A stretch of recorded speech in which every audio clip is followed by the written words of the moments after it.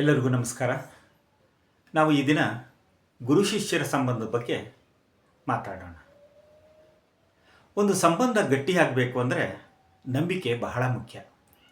ಆ ನಂಬಿಕೆ ಜೊತೆಯಲ್ಲಿ ಪರಸ್ಪರ ಪ್ರೀತಿ, ವಾತ್ಸಲ್ಯ ಇವುಗಳು ಕೂಡಿದ್ದಾಗ ಮಾತ್ರ ಆ ಸಂಬಂಧ ನೈಜವಾಗಿರ್ತದೆ, ಜೊತೆಗೆ ದೀರ್ಘಕಾಲ ಉಳಿಯುತ್ತದೆ.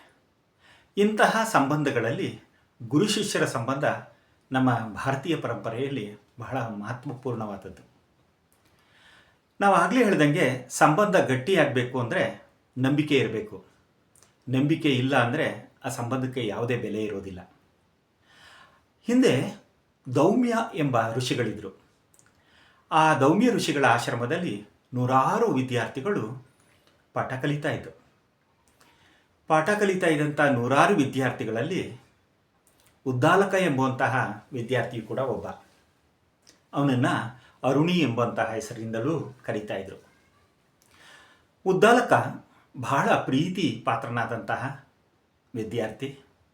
ಗುರುಗಳಾದಂತಹ ದೌಮ್ಯರಿಗೆ ಯಾವುದೇ ರೀತಿಯಲ್ಲಿಯೂ ಕೂಡ ತೊಂದರೆ ಆಗದಂತೆ ಅವರು ಹೇಳಿದ ಕೆಲಸವನ್ನು ಚಾಚು ತಪ್ಪದೆ ಪ್ರೀತಿಯಿಂದ ಮತ್ತು ನಮ್ರತೆಯಿಂದ ಕಾಳಜಿ ವಹಿಸಿ ಮಾಡ್ತಾ ಇದ್ದ. ಆ ಪ್ರೀತಿಯಿಂದ, ನಮ್ರತೆಯಿಂದ, ಶ್ರದ್ಧೆಯಿಂದ ಮಾಡ್ತಾ ಇದ್ದಂಥ ಕಾರ್ಯಕ್ಕೆ ದೌಮ್ಯರು ಮಾರು ಹೋಗಿ ತನ್ನ ಎಲ್ಲ ಆಶ್ರಮದ ಕೆಲಸಗಳು, ಅದರಲ್ಲೂ ಮುಖ್ಯವಾಗಿ ಮಾಡಬೇಕಾದಂಥ ಕೆಲಸಗಳೆಲ್ಲವನ್ನೂ ಕೂಡ ತಕ್ಷಣ ಉದ್ದಾಲಕನಿಗೆ ಒಪ್ಪಿಸ್ತಾ ಇದ್ದರು. ಹೀಗೆ ಆಶ್ರಮದಲ್ಲಿ ನಡೆಯುವಂತಹ ಮುಖ್ಯ ಕೆಲಸಗಳು ಅಷ್ಟೇ ಅಲ್ಲದೆ ದೌಮ್ಯರಿಗೆ ಅಗತ್ಯವಾಗಿ ಯಾವ ಕೆಲಸ ಅಚ್ಚುಕಟ್ಟಾಗಿ ನೀಟಾಗಿ ಆಗಬೇಕಾಗಿತ್ತೋ, ತಕ್ಷಣ ಆಗಬೇಕಾಗಿತ್ತೋ ಅಂಥ ಕೆಲಸಗಳೆಲ್ಲವನ್ನೂ ಕೂಡ ಉದ್ದಾಲಕನಿಗೆ ಒಪ್ಪಿಸ್ತಾ ಇದ್ದರು. ತನ್ನ ಮುಂದೆ ಬೇಕಾದಷ್ಟು ವಿದ್ಯಾರ್ಥಿಗಳಿದ್ದರೂ ಕೂಡ ಆ ಶಿಷ್ಯರು ಯಾರಿಗೂ ಕೂಡ ಆ ಕೆಲಸವನ್ನು ಹೇಳದೆ ಅವರ ಬಾಯಲ್ಲಿ ಮೊದಲು ಬರ್ತಾ ಇದ್ದಿದ್ದು ಉದ್ದಾಲಕನ ಹೆಸರು. ಸೊ ಹೀಗಾಗಿ ಉದ್ದಾಲಕನ ಕಾರ್ಯ ಮತ್ತು ಉದ್ದಾಲಕನ ಸಂಪರ್ಕ ದೌಮ್ಯರಿಗೆ ಹೆಚ್ಚಾಗಿದೆ ಅನ್ನೋದು ಗೊತ್ತಾಗಿ ಉಳಿದ ಶಿಷ್ಯರೆಲ್ಲರೂ ಕೂಡ ಗುರುಗಳು ಎಲ್ಲದಕ್ಕೂ ಕೂಡ ಉದ್ದಾಲಕನೇ ಕರೀತಾರಲ್ಲ, ನಮ್ಮನ್ನು ಕಂಡ್ರೆ ಅಷ್ಟು ಪ್ರೀತಿ ಇಲ್ಲ ಅನ್ನುವಂತಹ ಒಂದು ಒಳೊಳಗೆ ಅವರಲ್ಲಿ ಅಸೂಯೆ ಮೂಡ್ತಾ ಬಂತು. ಇದನ್ನು ಗಮನಿಸಿದಂತಹ ದೌಮ್ಯರು ಇವರಿಗೆ ಸರಿಯಾದಂಥ ಪಾಠವನ್ನು ಕಲಿಸಬೇಕು ಅಂತ ಅಂದ್ಬಿಟ್ಟು ಇವರೇನು ಮಾಡ್ತಾರೆ, ಆ ವಿದ್ಯಾರ್ಥಿಗಳಿಗೆ ಪ್ರಶ್ನೆ ಮಾಡೋದಿಲ್ಲ, ಬದಲಾಗಿ ನೀವು ಹೀಗಿರಿ ಅಂತಲೂ ಕೂಡ ಹೇಳೋದಿಲ್ಲ, ಬದಲಾಗಿ ಒಂದು ಸನ್ನಿವೇಶವನ್ನು ಸೃಷ್ಟಿಸ್ತಾರೆ. ಏನಪ್ಪ ಅಂತಂದರೆ, ಹುಡುಗರಿಗೆ ಹೇಳ್ತಾರೆ ಉದ್ದಾಲಕನ ಕರೀರೋ ಅಂತ. ಆಗ ಉದ್ದಾಲಕ ಹೊರಗಡೆ ಹೋಗಿರ್ತಾನೆ, ಆಶ್ರಮದಿಂದ ಹೊರಗೆ ಕೈತೋಟದಲ್ಲಿ ಕೆಲಸ ಮಾಡ್ತಾ ಇರ್ತಾನೆ. ಆಗ ವಿದ್ಯಾರ್ಥಿಗಳು ಹೋಗಿ ಕರೀತಾರೆ, ಉದ್ದಾಲಕ ನೀನೇನು ಗುರುಗಳು ಕರೀತಾ ಇದ್ದಾರೆ ಬಾರೋ ಅಂತ.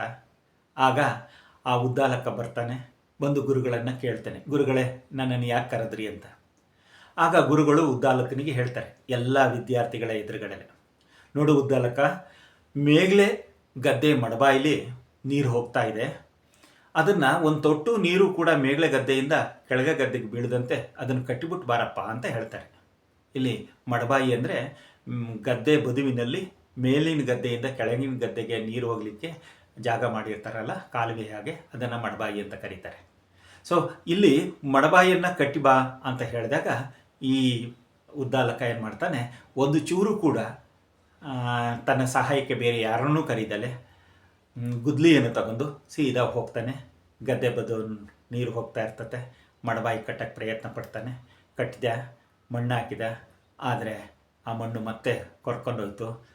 ನೀರು ಏನು ಮಾಡಿದರೂ ಕೂಡ ಮೇಗ್ಲ ಗದ್ದೆಯಿಂದ ಕೆಳ ಗದ್ದೆಗೆ ನಿಲ್ಸೋಕ್ಕಾಗಲಿಲ್ಲ. ಪ್ರಯತ್ನ ಪಡ್ತಾ ಇದ್ದಾನೆ, ಮಡಬಾಯಿ ಕಟ್ತಾ ಇದ್ದಾನೆ, ಮಡಬಾಯಿ ಮತ್ತೆ ಕಳ್ಕೊತಾ ಇದೆ, ಮತ್ತೆ ಮಡಬಾಯಿ ಕಟ್ತಾ ಇದ್ದಾನೆ. ಹೀಗೆ ಮಡಬಾಯಿ ಕಟ್ಟೋದ್ರಲ್ಲೇ ಅವನು ಮಗ್ನನಾಗಿದ್ದಾನೆ. ಇತ್ತ ಆಶ್ರಮದಲ್ಲಿ ಎಲ್ಲ ವಿದ್ಯಾರ್ಥಿಗಳು ತಮ್ಮ ತಮ್ಮ ಕೆಲಸ ಎಲ್ಲ ಮಾಡಿಕೊಂಡು ಗೋಧೂಳಿ ಸಮಯ ಆಯಿತು. ಎಲ್ಲರೂ ಆಶ್ರಮದೊಳಗೆ ಸೇರಿದರು. ಸರಿ, ಆಶ್ರಮದೊಳಗೆ ಎಲ್ಲರೂ ಬಂದರು, ತಮ್ಮ ತಮ್ಮ ಕಾರ್ಯದಲ್ಲಿ ನಿರತರಾಗಿದ್ದಾರೆ. ಆಗ ದೌಮ್ಯ ಋಷಿಗಳು ಒಬ್ಬ ವಿದ್ಯಾರ್ಥಿಯನ್ನು ಕರೆದು, ಉದ್ದಾಲಕನ ಬರೋ ಕೇಳೋ ಅಂತ ಕರೆದರು. ಆಗ ಉದ್ದಾಲಕನ ಕರೆಯೋಕ್ಕೆ ಆ ವಿದ್ಯಾರ್ಥಿ ಹೋಗಿ ನೋಡ್ದ, ಯಾವ ಕೋಣೆಯಲ್ಲೂ ಕೂಡ ಉದ್ದಾಲಕ ಇಲ್ಲ. ಆಮೇಲೆ ಗುರುಗಳಿಗೆ ಬಂದು ಅವನು ಒಪ್ಪಿಸ್ತಾನೆ, ಗುರುಗಳೇ ಉದ್ದಾಲಕ ಇಲ್ಲಿ ಎಲ್ಲೂ ಕಾಣ್ತಾ ಇಲ್ಲ ಅಂತ. ಹಂಗಾದರೆ ಉದ್ದಾಲಕ ಎಲ್ಲೋದ ಹುಡುಕ್ರೋ ಅಂತಂದಾಗ ಅಲ್ಲಿ ಆಶ್ರಮದಲ್ಲಿ, ಕೈತೋಟದಲ್ಲಿ, ದನದ ಕೊಟ್ಟಿ, ಗೋಶಾಲೆಯಲ್ಲಿ ಎಲ್ಲನೂ ನೋಡಿದರು. ಆದರೆ ಎಲ್ಲೂ ಕೂಡ ಉದ್ದಾಲಕ ಇಲ್ಲ. ಆಗ ಅಷ್ಟರಲ್ಲಿ ಒಬ್ಬ ವಿದ್ಯಾರ್ಥಿ ಬಂದು, ಗುರುಗಳೇ, ಮಧ್ಯಾಹ್ನ ನೀವು ಗದ್ದೆ ಮಡಬಾಯಿ ಕಟ್ಟಕ್ಕೆ ಕಳಿಸಿದ್ರಲ್ಲ, ಆಗ್ಲಿಂದ ಉದ್ದಾಲಕನ ನಾನು ನೋಡೇ ಇಲ್ಲ, ಅವನು ಬಂದೇ ಇಲ್ಲ ಗುರುಗಳೇ ಆಶ್ರಮಕ್ಕೆ ಅಂತಂತೆ. ಆಗ ಉದ್ದಾಲಕನ ಹುಡಿಕೊಂಡು ಗುರುಗಳು ಮತ್ತು ಶಿಷ್ಯರು ಪಂಜಿ ಹಿಡ್ಕೊಂಡು ಮುಂದೆ ಮುಂದೆ, ಗುರುಗಳು ಹಿಂದೆ ಹಿಂದೆ, ವಿದ್ಯಾರ್ಥಿಗಳು ಸಾಲಾಗಿ ಹೋಗ್ತಾ ಇದ್ದಾರೆ. ಆಶ್ರಮದ ಮುಂದೆ ಇದ್ದಂಥ ಗದ್ದೆ ಬದಿನ ಹತ್ತಿರ ನಿಂತ್ಕೊಂಡು ಕೂಗ್ತಾ ಇದ್ದಾರೆ, ಉದ್ದಾಲಕ ಉದ್ದಾಲಕ ಅಂತ. ಆದರೆ ಉದ್ದಾಲಕ ಎಲ್ಲೂ ಕೂಡ ಕಾಣ್ತಾ ಇಲ್ಲ. ಕೊನೆಗೆ ಒಂದು ಸಣ್ಣ ಧ್ವನಿ ಕೇಳ್ತು, ಗುರುಗಳೇ ನಾನು ಇಲ್ಲಿದ್ದೀನಿ ಅಂತ ಕೇಳ್ತು. ಆಗ ಧ್ವನಿ ಬಂದ ದಾರಿಯನ್ನು ಹಿಡಿದು ಗುರುಗಳು ಮುಂದೆ ಮುಂದೆ ಹೋಗ್ತಾರೆ. ಹಿಂದೆ ಶಿಷ್ಯರೆಲ್ಲರೂ ಬರ್ತಾ ಇದ್ದಾರೆ. ಬಂದು ನೋಡ್ತಾರೆ, ಉದ್ದಾಲಕ ಆ ಗದ್ದೆಯ ಮಡಬಾಯಿನಲ್ಲಿ ಮಲಗಿಬಿಟ್ಟಿದ್ದಾನೆ. ಆಗ ಗುರುಗಳಿಗೆ ಆಶ್ಚರ್ಯ ಆಗುತ್ತೆ. ವಿದ್ಯಾರ್ಥಿಗಳೆಲ್ಲರೂ ಕೂಡ ಆಶ್ಚರ್ಯಪಟ್ಟು ನೋಡ್ತಾ ಇದ್ದಾರೆ. ಜೊತೆಗೆ ಕೆಲವರು ನಗ್ತಾ ಇದ್ದಾರೆ. ಆಗ ಗುರುಗಳು ಹೇಳ್ತಾರೆ, ಏನಪ್ಪ ಇದು ನಿನ್ನ ಕೆಲಸ ಅಂತಂದರೆ, ಆಗ ಗುರುಗಳೇ, ನೀವು ಆಜ್ಞೆ ಮಾಡಿದಂತೆ ನನ್ನ ಮಡಬಾಯಿ ಕಟ್ಟಿದೆ, ಆದರೆ ಮಡಬಾಯಿ ನಿಲ್ಲಿಲ್ಲ. ಎಷ್ಟೇ ಪ್ರಯತ್ನಿಸಿದರೂ ಕೂಡ ಮಡಬಾಯಿ ನಿಲ್ಲಿಲ್ಲ.